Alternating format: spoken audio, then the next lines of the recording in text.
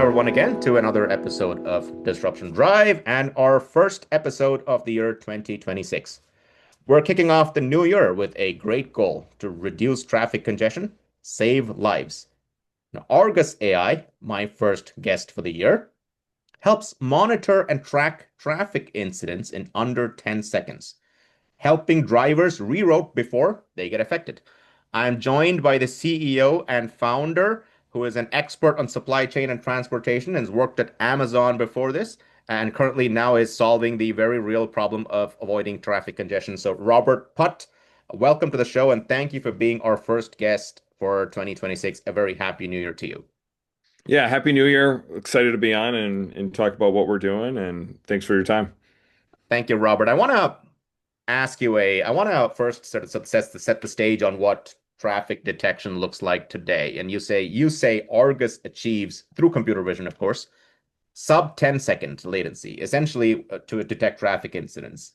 And what that means is in under 10 seconds, you can detect if a sort of abnormal situation happened, like a traffic jam or an accident that happens. And you tell us that I think your website says that currently it takes about 6 minutes to 16 minutes, including with applications like Google Maps or Waze or InRix, which provide the data. How does this work? How does Argus get such huge improvements in what you call latency? Yeah, so like you said, take a step back. Today, our real-time traffic data is driven mostly either through telematics, like a device on a semi truck, or your cell phone. And that little GPS ping or speed is really takes time to understand what's happening. So if your car stops on the side of the road, that could be an accident. Maybe you spilled a cup of coffee on your lap. That they don't really know what's going on. And then if you start thinking about at scale, is there 20 cars stopped or is there a school bus with 20 kids with their cell phones stopped? So that takes time to generalize that data, and that builds latency. And that's kind of the problem today. They don't have a contextual understanding of really what's going on, and the only way they can do that is let time take over and sit and get a confidence of saying like, hey, I think there's a slowdown here. So to sort of summarize what you're saying, well, or jam detection, traffic detection today, you mentioned the word contextualize.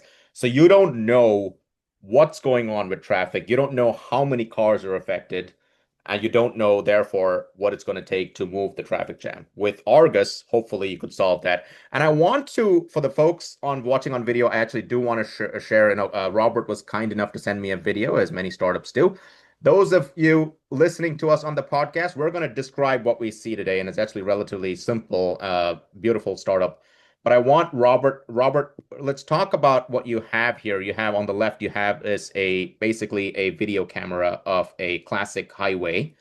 And on the right, you have a graph that's detecting the probability of accidents. And so let's play that. And Robert, I want you to sort of tell me how is the data getting captured and what insights are being generated, and of course, what the future is, what Argus can do. Yeah, so we get live streams through traffic cameras, through arrangements with DOTs. You're going to see on the left here a car smash into a guardrail. We really don't know why.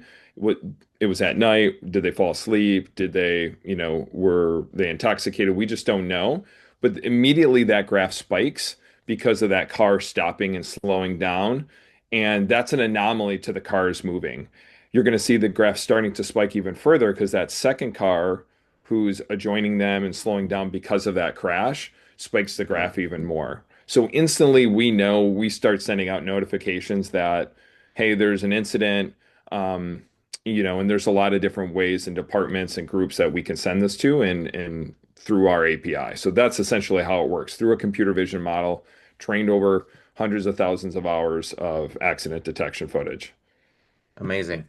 And I'm gonna sort of ask you the classic questions because you are sort of using computer vision and cameras, right? So, and therefore, do you have any limitations on what sort of incidents you could capture, for example, including sunlight or glare, night? Do you Yeah, what absolutely. kind of So there are some like, true limitations where we have high contextual understanding of what's going on in a scene. Like instantly, if you were watching that, you could dispatch an EMT, a police, a tow truck, right? Where high contextual, goes wrong is if it's snowing and the camera's got snow on it. If it's facing in the wrong direction and it's facing south versus north, you won't catch that, particular accident. So those are some of the limitations we see. And so tell me a little bit about, look, you rely on traffic cameras. What else can you work with? And you seem to have there's some infrastructure limitation, not limitations, but work that the agency has to do, Department of Transport or the fleet manager has to do to ensure the camera is, of course, cleaned appropriately, installed the right way. Of course, that's fair, but also there may be limitations on things like, low visibility or including nights or heavy glare. But tell me, what are those infrastructure limits? What else do you work with? Yeah, so like I said, the limits, could be glare, could be weather, could be a lot of those things facing the wrong direction. Then there's pure coverage. There are states that have tens of thousands of cameras. There are states that have 200. We'll say Right. Department of Transportations. Then you have county and city level cameras. So there's a lot of different camera types, camera different resolutions. So those are just some of the complexities that we have. Absolutely. But coming in from a background of transportation, I've invested in a transportation company before, and we have dash cams. So we've started to use dash cam footage to understand congestion. Semi trucks have a nice view of the road; they're a little bit higher up on the road, and so we're now starting to explore how do we use, dash cams as a congestion indicator. That's incredible, actually. And so let me step back a little bit and ask you a strategy question. You're obviously starting with great insights, and you have a very, fairly simple, minimum viable product, if I might say so. What is your longer term goal? Are you looking to potentially become a navigation app? Are you basically looking to be a data insights platform? Where is this going?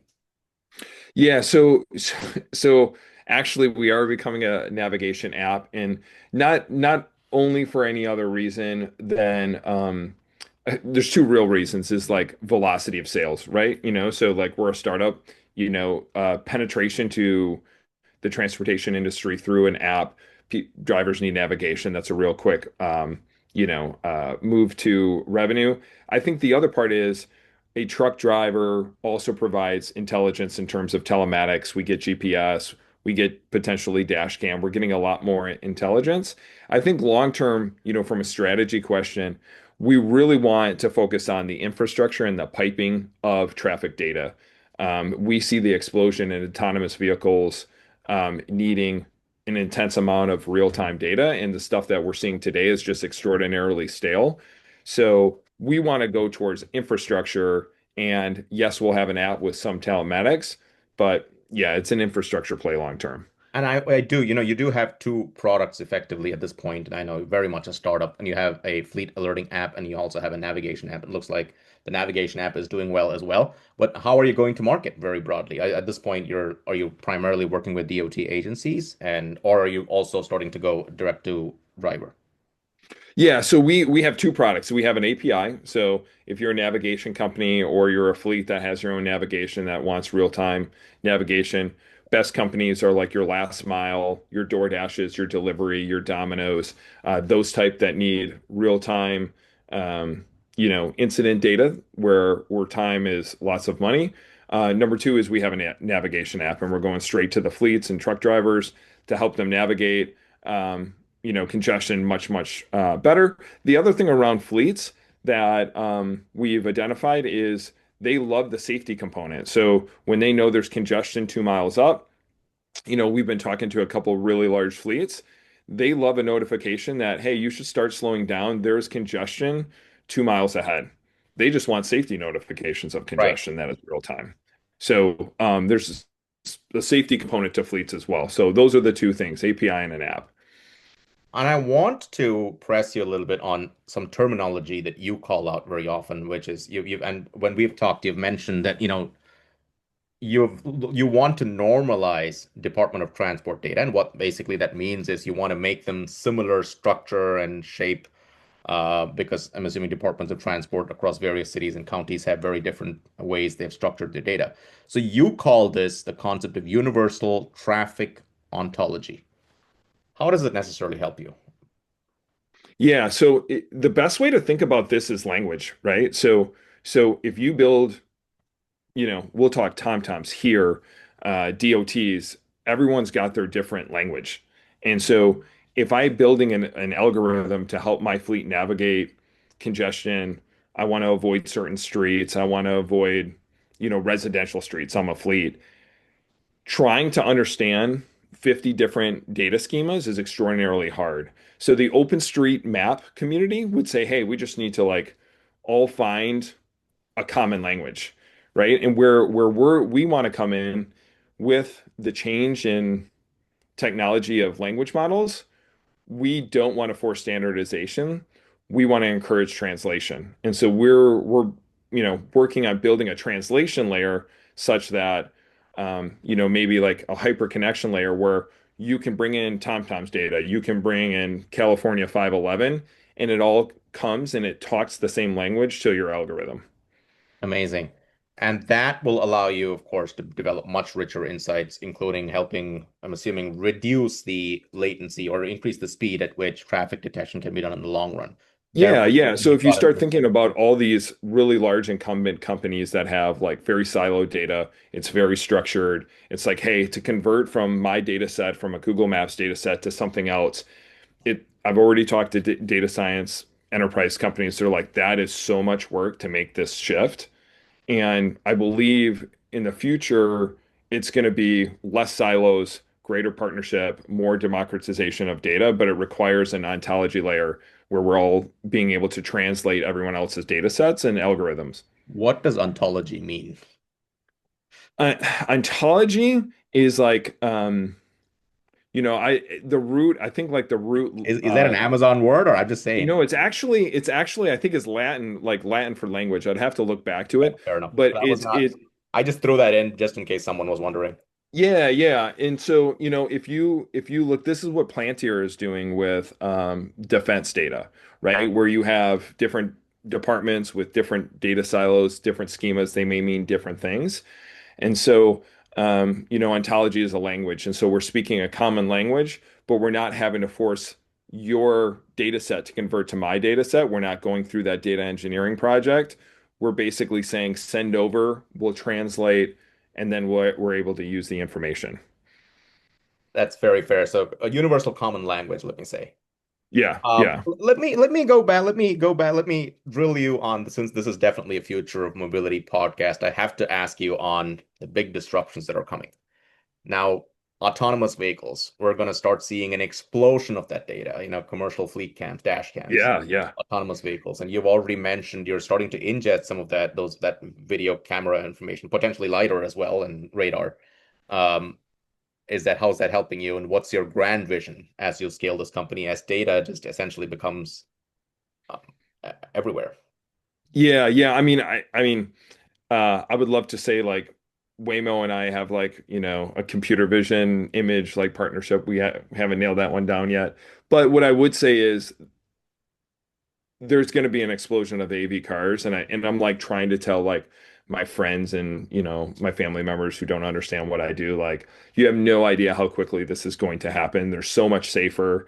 The implications around insurance and everything. So AVs are going to like just skyrocket. And I think what happens with that, the demand for data comes much, much higher, but also they're data generating machines. And I think when you start thinking about the machines that are generating that much like vision data, right? How do we share that such that the next driver next to me has that information and makes the road less congested? That helps both parties out. And I forgot this economic theory, but it basically comes down as if we share our information, like my life gets better, even though I'm giving something up, and your life gets better, and that's better for both of us. So I think we get Right. to a model where like the AV explosion forces a again a data sharing partnership and opening up because it's going to be mutually beneficial to do that. Amazing. Well, Robert Putt from Argus AI, that's sort of all we have time for today, and we could keep going on, but that's all we have time for right now. And I wanted to just summarize a lot of things we're talking about. I mean, so computer vision for achieving almost real-time traffic incident detection. The world of autonomous vehicles, dash cams, and commercial fleets are going to only accelerate this change that Robert is so wonderfully working on. We look forward to, of course, they're looking forward to working with not just departments of transport, but also commercial fleets and eventually drivers. Folks like you who are probably today stuck in your morning commutes or evening commutes, hopefully who are listening to this podcast. Well, within this year and this happy new year, we all hope that you will install Argus on your, and you'll have access to Argus and therefore can have much better commutes or just routes back to wherever you're going. That's the hope. Robert, thanks for coming on the show, and I really appreciate you sharing so many valuable insights on the future of traffic. Yeah, thanks, Harry. I appreciate you inviting me, and have a great new year yourself.